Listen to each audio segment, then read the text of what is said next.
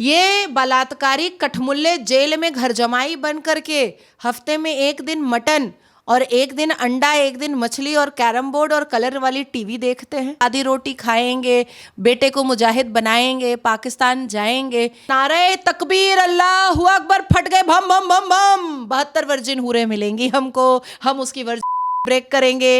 इनका तो इस्लाम सिखाता है कि हमें जिहाद के नाम पर मर मिट जाना है और सीधा जन्नत जाना है और 72 वर्जिन हूरों के गोद में सो जाना है। सारी हिजाबन जो होती है वो सब विक्टिमाइज नहीं होती है, वो जिहादन भी होती है। शाहीन थी ना जिहादन, मुस्कान थी ना लश्कर तैयबा की रखेल, तो जिहादन होती है ना। जो मदरसा छाप होता है, जो गटर छाप लुंगी छाप होता है, जो पंचर छाप होता है, वो कौन सा जिहाद करता है? वो थूक जिहाद करता है, मूत जिहाद करता है, गला रेतो जिहाद करता है, लव जिहाद करता है, कन्वर्शन जिहाद करता है। जो मुसलमान आंख में सुरमा लगा करके और सिर पे टोपी और शक्ल पे दाढ़ी रख करके शेख हसीना की बरा चड्डी उड़ाने से पहले नहीं सोचा, वो तुम्हारी 78 साल की माँ का बरा चड्डी उड़ाने से पहले क्यों सोचेगा? नमस्कार, मैं हूं माही सिंह और आप देख रहे हैं द न्यूज़पेपर। दिल्ली में जब से कार ब्लास्ट हुआ है तब से तमाम सवाल खड़े होने लगे हैं। अब ब्लास्ट तो हो गया, लेकिन हिंदू मुसलमान का जिस तरीके से एंगल अब निकल कर आने लगा है, आप बताइए, जो डॉक्टर किसी की जान बचाने के लिए जाने जाते थे, आज वो जान लेने वाले बन गए हैं और सारे डॉक्टर एक तरफ से निकल कर आ रहे हैं। आखिरकार इसके पीछे की मानसिकता क्या है?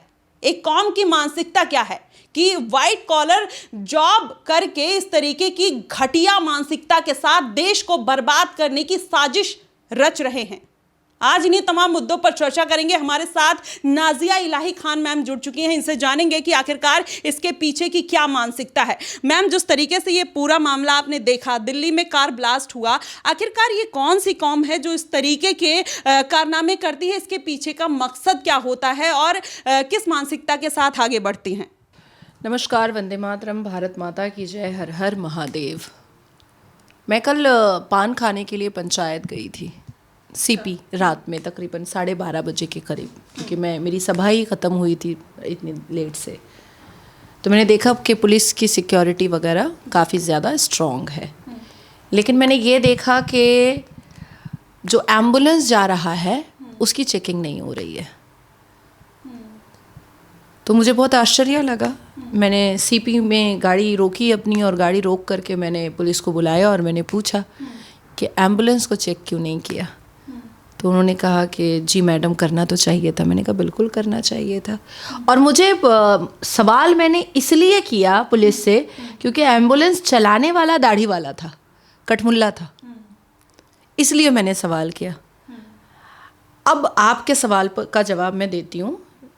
जो ब्लास्ट होना था वो हो गया, जिनकी जान जानी थी वो चली गई, जिनके घर में अस्थियां पहुंचनी थी पहुंच गईं, जिनको विधवा होना था वो हो गए, जिनको यतीम होना था वो हो गए, जिनको लाचार होना था वो हो गए, जिनको हॉस्पिटल के बेड पर वेंटिलेटर पर पहुंचना था वो पहुंच गए। दिल्ली में लाल किला के पास एक खूनी खेल जो होना था वो खेला जा चुका। लेकिन अब क्या स्टेप है?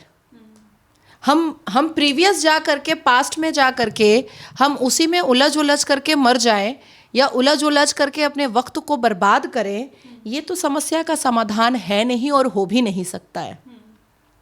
क्या अब देश की सरकार को भारत के हर एक मदरसे की इंक्वायरी नहीं करानी चाहिए?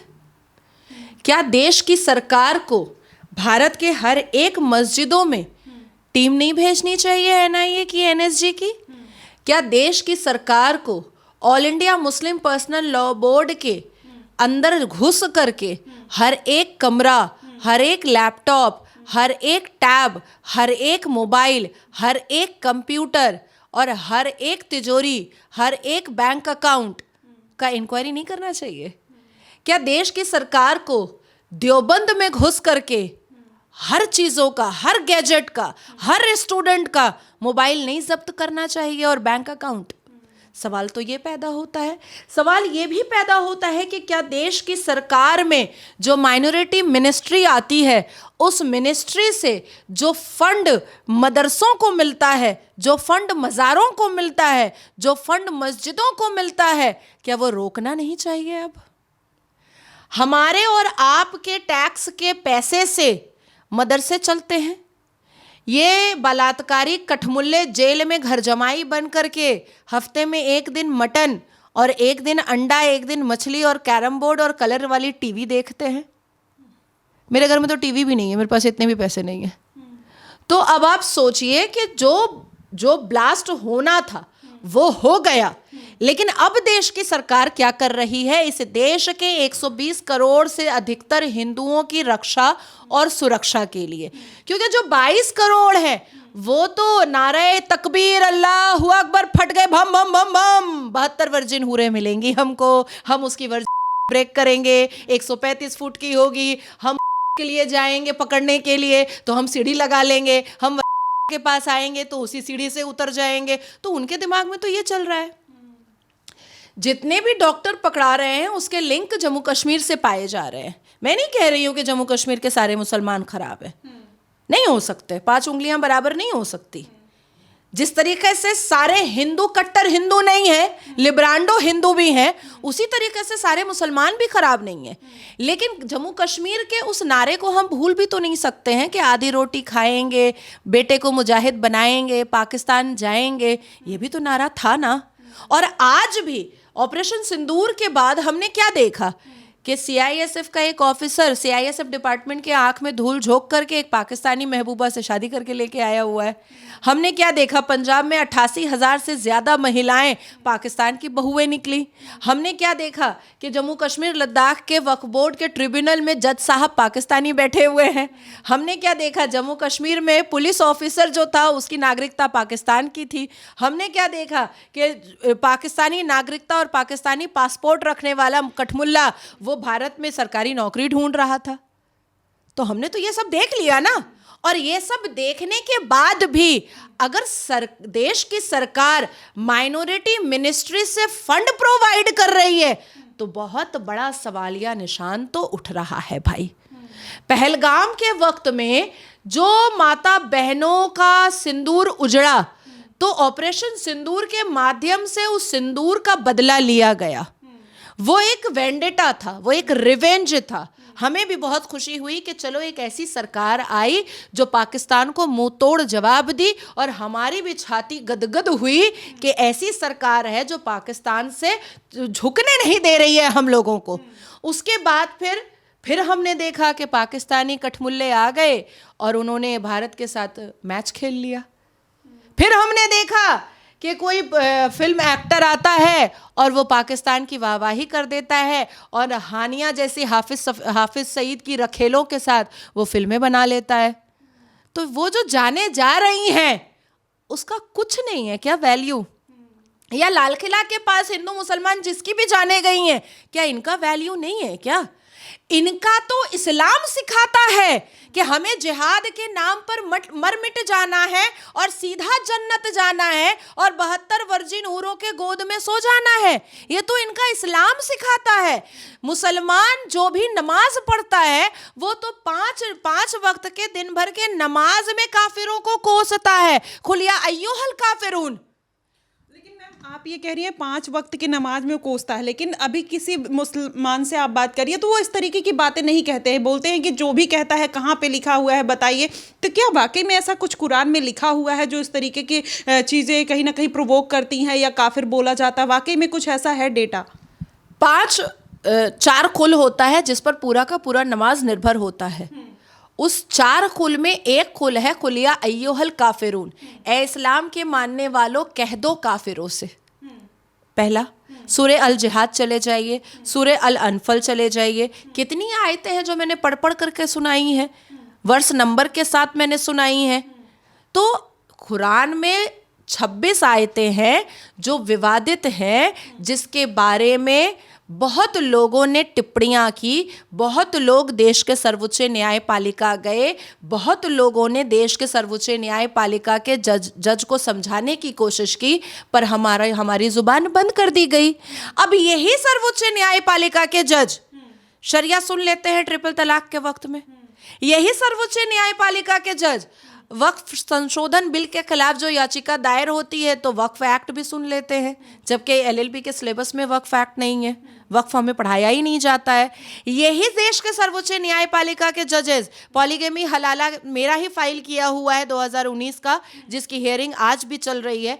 तो all India Muslim personal law board से इस्लाम भी सुन लेते हैं, शरिया भी सुन लेते हैं। तो भाई जब तुम उनका सुन रहे हो तो वो 26 विवादित आयतें हमारी भी सुन लो, बंद कमरे में सुन लो, किसी को मत आने दो। सिर्फ जज साहब बैठे, हम बैठे और स्टेनो बैठे, क्लर्क बैठे। अगर आपको लगे कि हम लोग सब झूठ बोल रहे हैं तो अरब से किसी को बुला लो और कहो कि ये अरबी टू इंग्लिश तुम ट्रांसलेट करके बताओ मुझे, कुछ तो करो। क्योंकि आखिर ये कब तक चलता रहेगा? कभी याकूब मेमन आ जाता है, कभी यासीन मलिक आ जाता है, कभी ढपली बजाने वाली आज़ादी मांगने आ जाती है, कभी सुवरा भास्कर आ जाती है, कभी अंजुम खान आ जाती है, तो कभी लश्कर तैयबा के लोग आ जाते हैं, कभी जैश मोहम्मद के लोग आ जाते हैं, कभी हिफाजतुल इस्लाम के लोग आ जाते हैं, कभी हरकतुल इस्लाम के लोग आ जाते हैं, कभी कोई भारत का पार्लियामेंट उड़ाने के लिए चला जाता है, कोई साइंटिस्ट होता है तो वो अमेरिका का आईफिल टावर तोड़ने चला जाता है, उसामा बिन लादेन। तो आखिर ये हम कब तक सहते रहेंगे? अब यहाँ पर देखिए, मैंने हमेशा कहा कि सारी हिजाबन जो होती है वो सब विक्टिमाइज नहीं होती है, वो जिहादन भी होती है। शाहीन थी ना जिहादन, मुस्कान थी ना लश्कर तैयबा की रखेल, तो जिहादन होती है ना। अब ये जो आप लोगों ने वक्फ संशोधन बिल 2024 पर जितने भी प्रदर्शन हुए, जितने भी प्रोटेस्ट हुए, जितने भी धरना हुए, आप लोग गई थी ना, तो हिजाबन बैठी हुई थी ना। ऐसे सिखाता है कि हमारे घर की खवातीन जो होती हैं वो घर की जीनत होती हैं, हम अपनी खवातीनों को बाहर बेआबरू करके नहीं निकालते हैं। लेकिन राहुल गांधी बोलता है 1 लाख रुपया, तो खटाखट 1 लाख रुपया, फटाफट सारी हिजाबन लाइन लगा ली और चटाचट राहुल गांधी ने सबके मुंह पे तमाचा मार दिया, किसी को पैसा नहीं मिला। उसके बाद जैसे ही वक्फ का मामला आया, सारी हिजाबन रोड पर नजर आ गई। अंग्रेजी आए नहीं आए, लेकिन अंग्रेजी बोलेंगे, बताएंगे कि देखो भाई हमको भी बलात्कार करके हम अंग्रेजी बोलते हैं। तो भाई आप किसी एक बात पर रहो ना, या तो घर की जीनत घर के अंदर रहेगी और हर हाल में अंदर रहेगी, तो फिर निकालो मत। और अगर निकाल रहे हो तो इसका मतलब है कि आप जिहादन बना रहे हो। और अभी देखिए, हालिया में, ज़्यादा दिन की बात नहीं है, 10 दिन पहले मैं 4-5 नेशनल न्यूज़ पर बैठी हुई थी, जिसमें टॉपिक ही यही था कि पाकिस्तान में हाफिज़ सईद के कैंप में मुसलमान लड़कियों को टेररिज्म ऑर्गेनाइजेशन में एडमिशन दे करके, उनको हुक्का पानी दे करके उनको टेररिज्म सिखाया जा रहा है, उनको गोली चलाना सिखाया जा रहा है, उनको AK-47 चलाना सिखाया जा रहा है। तो क्या इन सब बातों को भी इग्नोर कर दिया जाएगा? क्या इस देश के लोग, क्या इस देश की सरकार, क्या इस देश का न्यायपालिका देवबंद से 2019 से 2025 तक में 9 बार गजवाए हिंद की आवाज़ उठी थी, क्या उसको इग्नोर कर देगा देश का न्यायपालिका? सवाल तो है मैम, यहाँ पर जैसे जितने भी लोग पकड़े गए, आतंकी पकड़े गए, सब डॉक्टर्स हैं। आप सोचिए वाइट कॉलर मॉड्यूल किस तरीके से तैयार किया गया। ये जो डॉक्टर शाहीन थी, वो भी जैसे मोहम्मद की जो बहन है सादिया, उनकी वो बताई जा रही है विंग कमांडर थी, कि उन्होंने इनको हायर किया था कि आप भारत में जाइए और वहाँ पर एक यूनिट तैयार कीजिए, महिलाओं का एक विंग तैयार कीजिए। तो आप सोचिए कि जो जमाते उल मोमिनात से जुड़ी हुई थी, तो आप सोचिए अगर जितने लोगों को इन्होंने पढ़ाया, प्रोफेसर थे, इलाज किया होगा, तो उनके लिए आगे क्या मैसेज दिया होगा, किस तरीके से और लोगों को मैनिपुलेट किया हो, तो इसके पीछे की क्या कहानी है? मतलब ये कैसे चल रहा है पूरा ये, अगर कह लीजिए टेररिज्म? देखिए, सबसे पहले तो एक चीज़ क्लियर कर देनी चाहिए कि मोदी की सरकार में कोई भी मुसलमान गरीब नहीं है। पहले ये क्लियर होना बहुत ज़रूरी है, क्योंकि ये जो 22 करोड़ में 15 करोड़ है ना, ये यही छाती पीट रहा है कि जब से मोदी आया है हम पंचर छाप हो गए। मानो जैसे पहले अंबानी था, पहले तो एकदम मोहम्मद बिन सलमान और अल हन्नान था, शहजादा और बादशाह था। तो एक डॉक्टर बनने में 1 करोड़ से ऊपर खर्च होता है, लगभग 1.5 करोड़ के MBBS कंप्लीट करने में। हम लोग वकील हुए, मेरी बड़ी बहन भी वकील है, मैं भी वकील हूँ, और मेरे नाना जस्टिस थे। उस ज़माने में जब वो पढ़े तो मेरी नानी अम्मी बताती थी कि इनकी पढ़ाई में उस ज़माने में 13 लाख रुपए खर्च हुआ था जस्टिस बनाने में, उस ज़माने में, क्योंकि वो बाहर विदेश वगैरह भी गए थे, रंगून वगैरह भी गए थे। हमारी पढ़ाई में भी तकरीबन 20-25 लाख रुपए खर्च हुआ, क्योंकि मैं भी बाहर पढ़ी हूँ, मेरी बहन यहीं पढ़ी है, भारत में ही पढ़ी है। तो उसके पूरा LLM कंप्लीट करके PhD में एडमिशन लेते लेते तक में 20 लाख रुपए खर्च हो गया। तो हम कैसे बोल सकते हैं कि हम गरीब हैं? हम तो नहीं बोल सकते। तो ये जो डॉक्टर सामने आए हैं, इन्होंने तो 1.5 करोड़ रुपए दिया तभी तो MBBS बने, फिर अपनी पूरी क्लिनिक बनाए। कहा यह जा रहा है कि जितने थे सब गोल्ड मेडलिस्ट थे या फिर टॉपर्स थे अपने स्कूल से, और सब गवर्नमेंट के कॉलेज से पढ़े हुए हैं जितने। आप सोचिए गवर्नमेंट का पैसा लेके और फिर वही देश तबाह करने। गवर्नमेंट के कॉलेज से भी पढ़े हैं, मैं मान लेती हूँ, तो फीस ही माफ़ हुई होगी ना। लेकिन MBBS की एक एक किताब जो होती है वो 20-20 हज़ार रुपए की आती है। अभी मेरे ऑफिस में तकरीबन 9 लाख रुपए की किताब है। मेरी इस ऑफिस में जो आप किताब देख रही हैं, इस चैम्बर में 9 लाख से ऊपर की किताबें मेरे पास बिल है। तो फीस माफ़ हो सकती है, लेकिन इसके अलावा ट्यूशन तो नहीं माफ़ हो सकता है, इंटर्नशिप तो नहीं माफ़ हो सकता है, तो पैसा तो लगना ही है। तो ये फंडिंग कहीं ना कहीं से तो आ रही है। और देखिए, जो मदरसा छाप होता है, जो गटर छाप लुंगी छाप होता है, जो पंचर छाप होता है, वो कौन सा जिहाद करता है? वो थूक जिहाद करता है, मूत जिहाद करता है, गला रेतो जिहाद करता है, लव जिहाद करता है, कन्वर्शन जिहाद करता है। अभी झांगुर बाबा आए थे ना, जाहिल थे, जाहिल था वो, गधा, कुत्ता। तो ये जितने कुत्ते हैं जिनकी दुम टेढ़ी है, ये जाहिल होते हैं तो जहालत के हिसाब से जिहाद करते हैं, और ये पढ़े होते हैं तो ये सीधा आईफिल टावर और देश का पार्लियामेंट तोड़ने जाते हैं। अब आती है बात कि मैं तो भाई, मैं जैसे ही देखती हूँ डॉक्टर मुसलमान है, मैं तो नहीं जाती दिखाने, क्योंकि मैं तो और भी ज़्यादा खतरे में हूँ। पता नहीं मेरे को HIV का इंजेक्शन दे दे, ना मरने का इंजेक्शन दे दे, ना क्या दे दे, तो मैं तो नहीं जाती। इवन इंडिगो एयरलाइंस में सबसे ज़्यादा जो एम्प्लॉय हैं वो मुसलमान है, सबसे ज़्यादा मुसलमान है। और इंडिगो में जब भी फ्लाइट पर मैं चढ़ती हूँ, कोई भी मुसलमान स्टीवर्ड्स, वो एयर होस्टेस हो या फ्लाइट मेल स्टीवर्ड्स हो, मैं उसके हाथ से खाना या कॉफ़ी नहीं लेती हूँ। ग्राउंड में जो मुझे असिस्टेंस मिलता है वो मुसलमान होता है, मैं तुरंत मना करती हूँ, किसी हिंदू को दे दो, नहीं तो मैं अपना बक्सा खुद पकड़ने के काबिल हूँ, मैं अपना खुद पकड़ लूँगी, किसी असिस्टेंस की मुझे ज़रूरत नहीं पड़ेगी। लेकिन मैं मुसलमान को नहीं अपने आसपास फटकाती हूँ। मेरे कैलकाटा वाले चैम्बर में, मेरे दिल्ली वाले चैम्बर में आप बैठी हुई हूँ, और अभी मात्र 15 दिन के बाद मेरा जुहू में बॉम्बे का चैम्बर, बहुत आलीशान चैम्बर, लीगल चैम्बर मेरा खुल रहा है, जिसमें मंत्री जी आ रहे हैं उसको उद्घाटन करने के लिए। उसमें भी मुसलमान नहीं, मेरा ड्राइवर मुसलमान नहीं, मेरी कुक मुसलमान नहीं, कहीं नहीं। मेरा बॉम्बे में जो कुक है उसका नाम नीलेश है, मेरा कोलकाता में जो कुक है मेरी जो है उसका नाम नोमिता है, जो मेरी दिल्ली में कुक है उसका नाम सुधा है। मैं नहीं रखती। इसके पीछे की वजह क्या है मैम? भाई ये जिहादी हैं, ये कुछ भी कर देंगे, मैं इन पे विश्वास क्यों करूं? तो मैं ये बता इसलिए रही हूं कि आखिर 120 करोड़ मुसलमान हिंदू, 120 करोड़ हिंदू इन पर विश्वास करते कैसे हैं? इनको रखते क्यों हैं आसपास? मुसलमान डॉक्टर्स के पास हमारी हिंदू महिलाएं जाती क्यों हैं? करवा चौथ में मुसलमान हिजाबन से मेहंदी लगवाती क्यों हैं? मार्केट जा करके मुसलमान अल कबीरा, हाँ यहाँ घुस जाते हैं, यहाँ ले लेंगे सामान। क्यों लेते हो भाई? बॉयकॉट करो ना, बॉयकॉट करो। उनको भी समझ में आए कि तालाब में अगर एक मछली गंदी है तो पूरे तालाब की मछलियों को समझ में आना चाहिए कि उस एक मछली से पूरे तालाब को कोसा जा रहा है। तो ये समझाओ ना।